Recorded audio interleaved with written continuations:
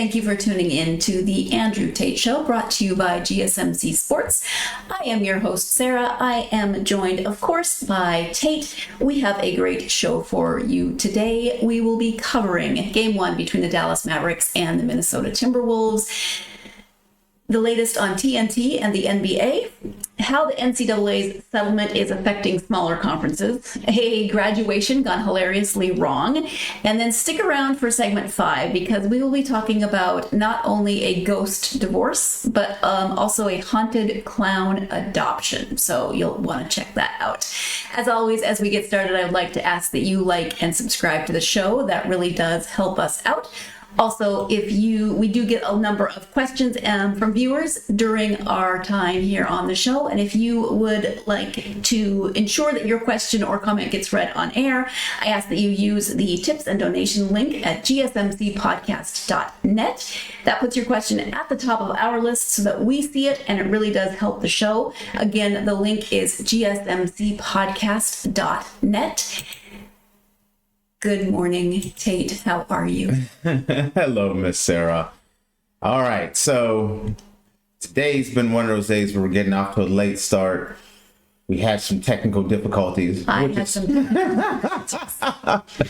You know, Sarah's getting adjusted to her new role a little bit. So this has been a week of Monday for me personally. It's not been a bad week. It's just been a week that like every day is a new Monday. Yes, and so we've been running into some technical difficulties again today. So just a smidget late. We will get that together back on time. But right now, we're working through some issues. Anyway, I'm looking forward to we got an exciting show.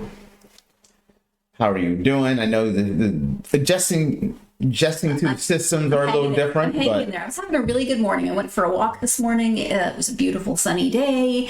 Got in my walk, and then just like everything I'm doing, it's not wrong. It's just, I don't know, little things are not going quite the way they should be going, I guess, is what I'm trying to say. No, you got this covered. You got it covered. No problem. Well, I appreciate your vote of confidence.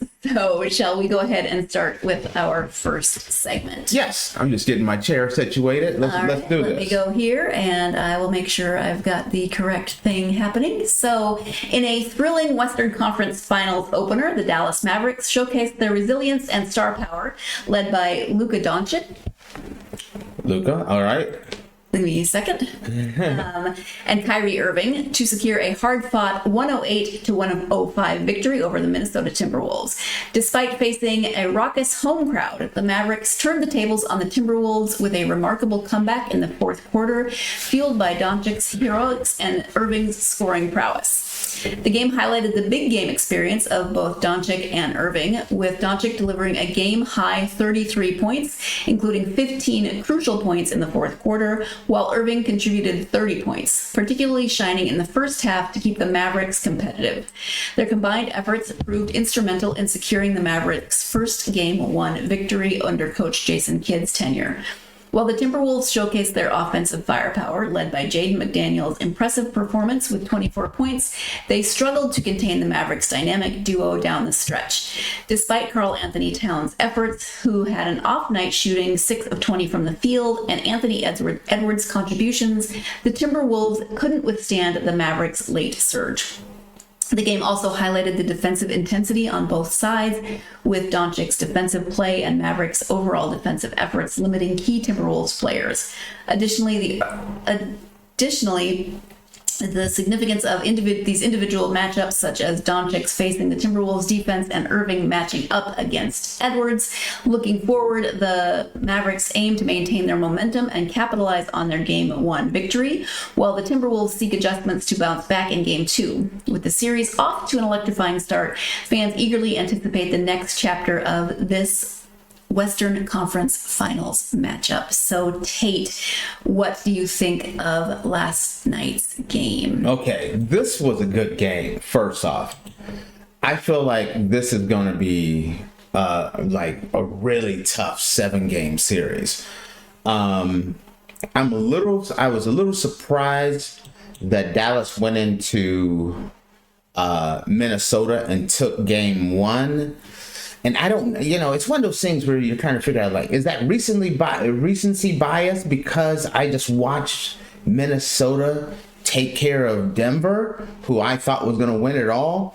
Or was it just, was it just that Dallas was just a better team? I don't know what it was, but I was definitely surprised.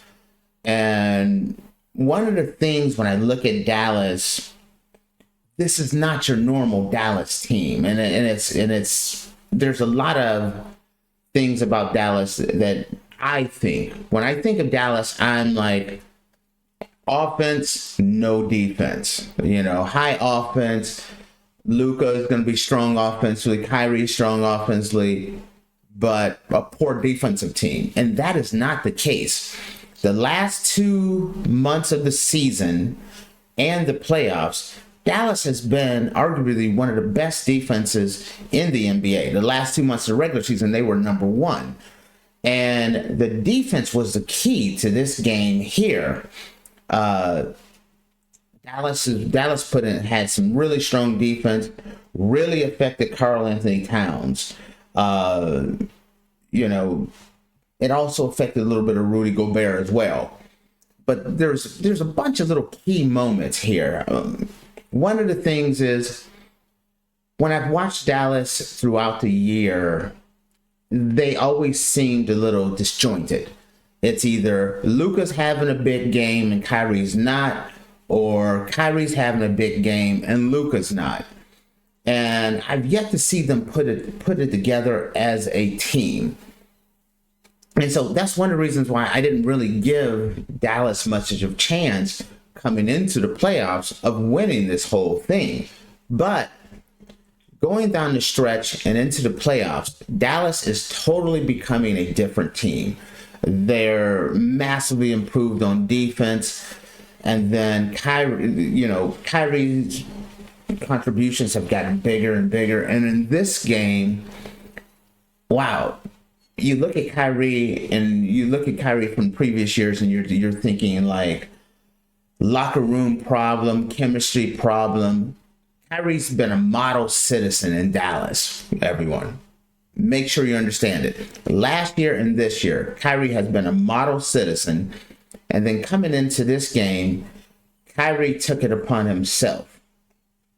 Ant-Man came out and said, "I'm taking Kyrie." And I feel it motivated him. It's not that I feel that way. Kyrie said it motivated him.